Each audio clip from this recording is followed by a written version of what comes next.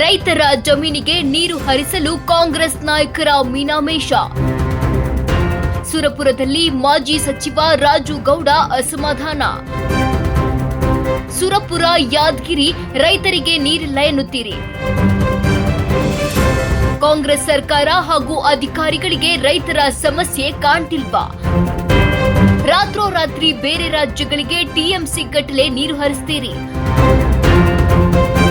ಅಲ್ಲಿ ಕಾಂಗ್ರೆಸ್ ಸರ್ಕಾರವಿದೆ ಅಂತ ಟಿಎಂಸಿ ಗಟ್ಟಲೆ ನೀರು ಹರಿಸಿ ಮೋಸ ಮಾಡ್ತಿದ್ದೀರಿ. ಕೂಡಲೇ ಏಪ್ರಿಲ್ 10ರವರೆಗೆ ನೀರು ಹರಿಸಿ ಎಂದು ಮಾಜಿ ಸಚಿವ ರಾಜು ಗೌಡ ಆಗ್ರಹಿಸಿದ್ದಾರೆ. ಈ ವಾರದಲ್ಲಿ ಅಧಿಕಾರಿಗಳು ಹೇಳೋ ಪ್ರಕಾರ 1.2 ಟಿಎಂಸಿ ನೀರನ್ನ ನದಿಗೆ ನಾವು ಬಿಟ್ಟಿವಿ ಅಂತ ಹೇಳ್ತಿದ್ದಾರೆ. ಬಿಡಬೇಕಾದ್ರೆ ನೀರು 1 ಕ್ಯೂಸೆಕ್ಸ್ ನೀರು ಬಿಡಬೇಕಾದ್ರೂ ಮುಖ್ಯಮಂತ್ರಿಗಳ ಆದೇಶ ಬೇಕಾಗ್ತದೆ, ಇಲ್ಲ ನೀರಾವರಿ ಸಚಿವರ ಆದೇಶ ಬೇಕಾಗ್ತದೆ, ಇಲ್ಲ ಸಲಹೆ ಸಮಿತಿಯ ಅಧ್ಯಕ್ಷರಾದ ತಿಮ್ಮಾಪುರ್ ಸರ್ ಅವರ ಆದೇಶ ಬೇಕಾಗ್ತದೆ. ಯಾವ ಆದೇಶ ಇರಲಾರ್ದ ಮೌಖಿಕವಾಗಿ ನೀರು ಬಿಟ್ಟಿದ್ದಾರೆ. ಅದು ಹಗಲತ್ತು ಬಿಟ್ಟಿಲ್ಲ, ರಾತ್ರಿ ನೀರು ಬಿಡ್ತಿದ್ದಾರೆ. ರಾತ್ರಿ ನೀರು ಬಿಡೋ ಉದ್ದೇಶ ಏನು? ಹಗಲತ್ತಾದರೆ ಎಲ್ಲ ರೈತರಿಗೆ ಜನರಿಗೆ ಗೊತ್ತಾಗ್ತಾನೆ ಒಂದು ಉದ್ದೇಶನ ಬಿಡ್ತಿದ್ದಾರೆ. ಈಗ ಕೇಳಿದ್ರೆ ಇಲ್ಲ, ಈ ಕೆಳಗಡೆಯಲ್ಲಿ ನೀರಿಲ್ಲ ಅದಕ್ಕೋಸ್ಕರ ನೀರು ಕೇಳ್ತಿದ್ದಾರೆ ಅಂದರೆ ಯಾದಗಿರಿ ಜಿಲ್ಲಾಧಿಕಾರಿಗಳು ಏನಾರ ರಿಕ್ವೆಸ್ಟ್ ಮಾಡಿದ್ರು ಅಥವಾ ರಾಯಚೂರು ಜಿಲ್ಲಾಧಿಕಾರಿಗಳು ಏನಾರ ರಿಕ್ವೆಸ್ಟ್ ಮಾಡಿದ್ರು? ಯಾರೂ ರಿಕ್ವೆಸ್ಟ್ ಮಾಡಿಲ್ಲ. ಇವರು ಆಂಧ್ರಕ್ಕೆ ನೀರು ಬಿಡೋಕ್ಕೋಸ್ಕರ ಆಂಧ್ರದ ಮುಖ್ಯಮಂತ್ರಿಗಳು, ತೆಲಂಗಾಣದ ಮುಖ್ಯಮಂತ್ರಿಗಳು, ತೆಲಂಗಾಣದ ನೀರಾವರಿ ಸಚಿವರು, ಇಲ್ಲಿರುವಂಥ ನೀರಾವರಿ ಸಚಿವರಿಗೆ ನಮ್ಮ ಕರ್ನಾಟಕ ನೀರಾವರಿ ಸಚಿವರಿಗೆ ಮಾತಾಡಿದಕ್ಕೋಸ್ಕರ ಮೌಖಿಕವಾಗಿ ಆದೇಶ ಫೋನ್ ಮುಖಾಂತರ ಆದೇಶ ಕೊಟ್ಟದಕ್ಕೆ ನೀರು ಬಿಡ್ತಿದ್ದಾರೆ. ಇದು ನಿಜಕ್ಕೂ ನಮ್ಮ ಕರ್ನಾಟಕ ರೈತರಿಗೆ ಮಾಡ್ತಿರುವಂಥ ಅನ್ಯಾಯ.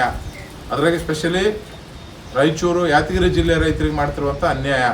ನಿಜಕ್ಕೂ ಇದು ಭಾಳ ಒಳ್ಳೆಯದಲ್ಲ, ಭಾಳ ಕೆಟ್ಟದ್ದು. ಯಾಕಂದರೆ ಇಲ್ಲೇ ನಮ್ಮ ರೈತರ ಬೆಳೆ ಒಣಗ್ತಿದ್ದಾವೆ, ನೀರು ಕೊಡೋಕೆ ರೆಡಿ ಇಲ್ಲ.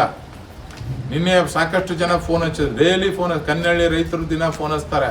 ಹೋಗಿ ಅವ್ರು ಕನ್ನಳ್ಳಿ ರೈತರು ಗೇಟಿಗೆ ನೀರು ಕೇಳಿದ್ರೆ ಬಿಡಂಗಿಲ್ಲ, ಏನು ಮಾಡ್ತಾರೆ ಮಾಡಿಕರೆ ಅಂತ ಅಧಿಕಾರಿಗಳು ಉತ್ತರ ಕೊಡೋಂಥ ಕೆಲಸವನ್ನು ಮಾಡ್ತಾರೆ. ಎಡಹಳ್ಳಿ ರೈತರು, ಅರಿಕೆರೆ ರೈತರು ಹೋಗಿ ಕೇಳಿದ್ರು, ನಾವು ನೀರು ಬಿಡಂಗಿಲ್ಲ, ನೀವು ಬೇಕಾದ ಮಾಡಿಕರೆ ಅಂತ ಉತ್ತರ ಕೊಡೋಂಥ ಕೆಲಸ ಮಾಡ್ತಾರೆ. ಇವತ್ತು ಆಲ್ಬಾಯಿ ರೈತರು ಅಳ್ಕಂತ ಫೋನ್ ಹಚ್ಚಿ, ಸರ್ ನಮ್ಮ ಬೆಳೆ ಒಣಗಕತ್ತವ, ಏನು ಮಾಡಮ್ಮಂತಂದ್ರು. ನಮ್ಮ ಕರ್ನಾಟಕದ ನಮ್ಮ ಭಾಗದ ನಮ್ಮ ರೈತರಿಗೆ ನೀರು ಕೊಡ್ಬೇಕಂದ್ರೆ ಇವ್ರ ಹತ್ರ ನೀರಿಲ್ಲ, ಆದರೆ ಆಂಧ್ರಕ್ಕೆ ನೀರು ಬಿಡೋಕ್ಕಿದೆ. ಇದು ಯಾವ ನ್ಯಾಯ? ಜನರು ಇದ್ರ ಬಗ್ಗೆ ಜನರೇ ತೀರ್ಮಾನ ತೊಗೊಳ್ಬೇಕು. ರೈತರು ಇದೇ ಮಂಡ್ಯ ಜಿಲ್ಲೆ ಆಗಿತ್ತಪ್ಪ ಅಂತಂದ್ರೆ ಇಲ್ಲಿ ಯಾವ ಅಧಿಕಾರಿಗಳು ಅಡ್ಡಾಡ್ತಿಲ್ಲ, ಯಾವ ಜನಪ್ರತಿನಿಧಿಗಳು ಅಡ್ಡಾಡ್ತಿಲ್ಲ. ನಮ್ಮ ರೈತರು ಸಂಭಾಯ್ತಾರ ಅಂತೇಳಿ ರೈತರ ಮೇಲೆ ಅನ್ಯಾಯ ಮಾಡೋಂಥ ಕೆಲಸವನ್ನು ಇವತ್ತು ಈ ಸರ್ಕಾರದವ್ರು ಮಾಡ್ತಿದ್ದಾರೆ. ಈ ಸರ್ಕಾರಕ್ಕೆ ನಾನು ಎಚ್ಚರಿಕೆಗೊಳ್ತೇನೆ, ದಯವಿಟ್ಟು ನೀವು ಗೆದ್ದಿರೋಂಥದ್ದು, ನೀವು ಮುಖ್ಯಮಂತ್ರಿಗಳಾಗಿರೋದು, ನೀವು ನೀರಾವರಿ ಸಚಿವರಾಗಿರೋದು ಕರ್ನಾಟಕದ ಜನರ ಓಟಿಂದ, ಕರ್ನಾಟಕ ರೈತರ ಓಟಿಂದ.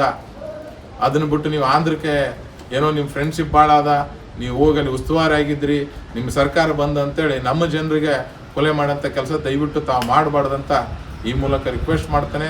ಅದೇ ಥರ ಮಾರ್ಚ್ 23ಕ್ಕೆ ನೀವು ನೀರು ಬಂದ್ ಮಾಡ್ತಿದ್ರಿ. ಕಾರಣ ಏನು ಕೊಟ್ಟಿದ್ರಿ? ಡ್ಯಾಮ್ನಾಗ ನೀರಿಲ್ಲ ಅಂತ ಕೊಟ್ಟಿದ್ರಿ. ಈಗ ಆಂಧ್ರಕ್ಕೆ ನೀರು ಬಿಡೋಕೆ ನಿಮ್ಮ ಹತ್ರ ಹೆಂಗೆ ಬಂತು ನೀರು?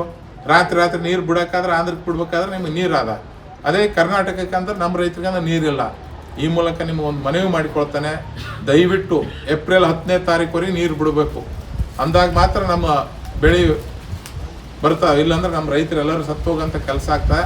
ಏಪ್ರಿಲ್ 10ನೇ ನೀರು ಬಿಡ್ರಿ, ಇಲ್ಲಾಂದ್ರೆ ನಮ್ಮ ಭಾಗದ ರೈತರಿಗೆ ವಿಷ ಕೊಡೋಂಥ ಕೆಲಸವನ್ನು ಮಾಡಿರಿ. ಆಲ್ರೆಡಿ ಕೊಟ್ಟು ಬಿಟ್ಟಿರಿ, ಇನ್ನೊಂದು ಸ್ವಲ್ಪ ವಿಷ ಕೊಟ್ಟು ಸಹಾಯ ಬಿಡೋಂಥ ಕೆಲಸವನ್ನು ಮಾಡಿರಿ. ದಯವಿಟ್ಟು ಹಂಗೆ ಮಾಡೋಕ್ಕೆ ಹೋಗ್ಬೇಡ್ರಿ. ನಿಮ್ಗೆ ಮನವಿ ಮಾಡ್ತೇನೆ, ಏಪ್ರಿಲ್ 10ರವರೆಗೆ ನೀರು ಬಿಡೋಕೆ ಒಂದೇಳೆ ಬಿಡಲಿಲ್ಲಪ್ಪ ಅಂತಂದರೆ ಮಾರ್ಚ್ 10ನೇ ಒಳಗೆ ನೀವು ತೀರ್ಮಾನ ತಗೊಳ್ಳಿಲ್ಲ ಅಂತಂದರೆ ನಾವು ಹುಣಸಗಿಯಿಂದ ನಾರಾಯಣಪುರವರೆಗೆ ಎಲ್ಲ ರೈತ ಸಂಘಟನೆಗಳ ಜೊತೆ ಸೇರಿ, ರೈತರ ಜೊತೆಗೆ ಸೇರಿ ಟ್ರ್ಯಾಕ್ಟರ್ ಚಳವಳಿ ಮಾಡ್ತೇವೆ. ಬಂದು ಈ ಆಫೀಸ್ ಮುಂದೆ ನಾವು ಮುತ್ತಿಗೆ ಹಾಕೋಂಥ ಕೆಲಸವನ್ನು ಮಾಡ್ತೇವೆ, ಧರಣಿ ಮಾಡೋಂಥ ಕೆಲಸವನ್ನು ಮಾಡ್ತೇವೆ. ಅದಕ್ಕೋಸ್ಕರ ಮಾರ್ಚ್ 10ರೊಳಗೆ ನೀವು ತೀರ್ಮಾನ ತಗೊಳ್ಳಿಲ್ಲ ಅಂದರೆ ಉಗ್ರವಾಗಿ ನಾವು ಹೋರಾಟ ಮಾಡೋಂಥದ್ದು, ರೈತರ ಜೊತೆಗೆ ಸೇರಿ ಉಗ್ರವಾಗಿ ಹೋರಾಟ ಮಾಡ್ತೇವೆ. ಯಾಕಂದರೆ ರೈತರ ಜೀವನ ನಮಗೆ ಭಾಳ ಮುಖ್ಯ. ರೈತರಿದ್ರೆ ನಾವು ಇರ್ತೀವಿ. ನಾವು ಅಧಿಕಾರದಾಗಿರೋಂಥ ಸಂದರ್ಭದಲ್ಲಿ ನಮ್ಮ ಸರ್ಕಾರ ಏನಾದರೂ ತೀರ್ಮಾನ ಹಿಂಗೆ ತೊಗೊಂಡ್ರೆ ಅದ್ರ ವಿರುದ್ಧ ಹೋರಾಟ ಮಾಡಿ ನಮ್ಮ ರೈತರಿಗೆ ನ್ಯಾಯ ಕೊಡಿಸೋಂಥ ಕೆಲಸವನ್ನು ನಾವು ಅಧಿಕಾರದಲ್ಲಿ ಇದ್ದಂಗೆ ನಾವು ಮಾಡಿದ್ದೇವೆ. ಸ್ವತಃ ಮುಖ್ಯಮಂತ್ರಿಗಳು, ಆವಾಗಿನ ಮುಖ್ಯಮಂತ್ರಿಗಳು ಅಂತ ನಮ್ಮ ಕುಮಾರಸ್ವಾಮಿ ಅಣ್ಣವರು ಫೋನ್ ಹಚ್ಚಿ ಹೇಳಿದರು, ಇಲ್ಲ ಯಾರ್ಯಾರಿಗೆ ಒಂದು ಸ್ವಲ್ಪ ನೀರು ಬಿಡ್ರಿ ಅಂತಂದು. ಇಲ್ಲ ಸರ್, ನಾವು ನೀರು ಬಿಡೋದಾಗಲ್ಲ, ಬಿಟ್ಟರೆ ಎಲ್ಲ ರೈತರಿಗೆ ಬಿಡ್ಬೇಕಾಗ್ತಂತೇಳಿ ಮುಖ್ಯಮಂತ್ರಿಗಳಿಗೆ ಕನ್ವಿನ್ಸ್ ಮಾಡೋಂಥ ಕೆಲಸ ಆ ದಿನದಲ್ಲಿ ನಾವು ಮಾಡಿದ್ದೇವೆ. ಆದರೆ ಇವತ್ತಿದ್ದಂಥ ಜನಪ್ರತಿನಿಧಿಗಳು ರೈತರ ಬಗ್ಗೆ ಯಾರೂ ಲಕ್ಷ್ಯ ಕೊಡ್ತಿಲ್ಲ, ರೈತರ ಬಗ್ಗೆ ಕೇರೆ ಮಾಡ್ತಿಲ್ಲ. ಇಷ್ಟು ಇಲ್ಲಿಗಲ್ ಆಗಿ ನೀರು ಬಿಟ್ರು ಜಿಲ್ಲೆಯವರಾಗಿರ್ಬೋದು, ತಾಲೂಕಿನವರಾಗಿರ್ಬೋದು, ಯಾರೂ ಅದ್ರ ಬಗ್ಗೆ ಚಕಾರ ಶಬ್ದ ಎತ್ತಿಲ್ಲ. ಅದಕ್ಕೋಸ್ಕರ ದಯವಿಟ್ಟು ರೈತರೇ ನೀವು ಎಚ್ಚರಗೊಳ್ಬೇಕು. ಮಂಡ್ಯ ರೈತರ ಥರ ನೀವು ಆಗಬೇಕು. ನಿಮಗೆ ಅನ್ಯಾಯ ಆದಾಗ ಪ್ರತಿಭಟನೆ ಮಾಡಲಿಲ್ಲಪ್ಪ ಅಂತಂದ್ರೆ, ನೀವು ನಿಮ್ಮ ಹಕ್ಕೋಸ್ಕರ ಹೋರಾಟ ಮಾಡಲಿಲ್ಲಪ್ಪ ಅಂತಂದ್ರೆ ನಿಮ್ಮ ಹೊಲಕ್ಕೆ ನೀರು ಬರೋಂಗಿಲ್ಲ. ಅದಕ್ಕೋಸ್ಕರ ದಯವಿಟ್ಟು ಎಚ್ಚೆತ್ಕೊಳ್ರಿ. ಇವತ್ತು ರೈತರಿಗೆ ಏಕವಚನದಾಗ ಅಧಿಕಾರಿಗಳು ಮಾತಾಡ್ತಾರೆ, ಆ ಮಾತು ಒಳ್ಳೆಯದಲ್ಲ. ಮುಂದಿನ ದಿನ ನೀವು ಅನುಭವಿಸ್ತೀರಿ. ನಾನು ಮುಖ್ಯಮಂತ್ರಿಗಳಿಗೆ, ನೀರಾವರಿ ಸಚಿವರಿಗೆ, ಜಿಲ್ಲಾ ಉಸ್ತುವಾರಿ ಸಚಿವರಿಗೆ ದಯವಿಟ್ಟು ಕೈ ಜೋಡಿಸಿ ನಾನು ಮನವಿ ಮಾಡಿಕೊಳ್ತಾನೆ. ದಯವಿಟ್ಟು ನಮ್ಮ ರೈತರನ್ನ ಕಾಪಾಡೋಂಥ ಕೆಲಸವನ್ನು ಮಾಡಿರಿ. ಏಪ್ರಿಲ್ 10ರವರೆಗೆ ನೀರು ಬಿಡೋಂಥ ಕೆಲಸ ಮಾಡಿ. ಇಲ್ಲಪ್ಪ ಅಂತಂದರೆ ನಾವೇನು ಮಾಡ್ಬೇಕು ನಮ್ಗೆ ಗೊತ್ತು, ಯಾವ ಥರ ಹೋರಾಟ ಮಾಡಬೇಕು, ನಮ್ಮ ರೈತರು ನೀರು ಒದಗಿಸ್ಕೊಡ್ಬೇಕು ಗೊತ್ತಾಗ ಆ ಹೋರಾಟ ನಾವು ಮಾಡ್ತೇವೆ ಅಂತ ಈ ಮುಖಾಂತರ ನಿಮ್ಗೆ ಹೇಳಕ್ಕೆ ನಾನು ಇಚ್ಛೆ ಪಡ್ತೀನಿ.